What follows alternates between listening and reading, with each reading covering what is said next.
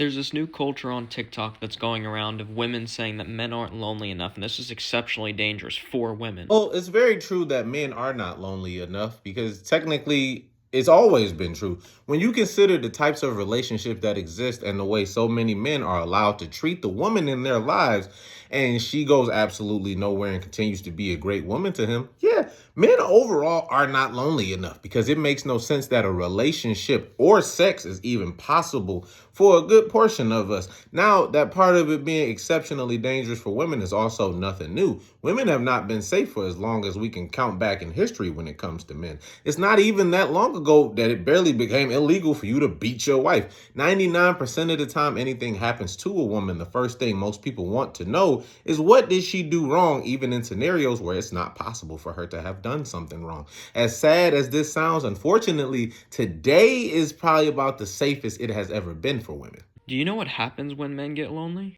Yes, when men get lonely, unfortunately, a good portion of them find a way to make their loneliness someone else's fault. And instead of doing any self reflection, they then masturbate to pornography so aggressively to the point that women become completely just sex objects that they can't have and no longer human beings. The current destructive culture that we have now in the weak men, their isolation turns into aggression, and guess who that's taken out on? The other problem here is that men who aren't lonely and can have a plethora of women still show the same amount of, if not more, aggression that directly affects the women around them because it's instilled in people as human beings, both men and women, that nothing is ever good enough until you really stop and do the self-reflection that's necessary. Because if you can't get any women, now that's not good enough and you're aggressive. When you get a woman and she doesn't do something you want, that's not good enough and now you get aggressive. She can be perfect 99% of the time, but that 1% of the time that she pisses you off, ticks you off, or just does something that slightly inconveniences you,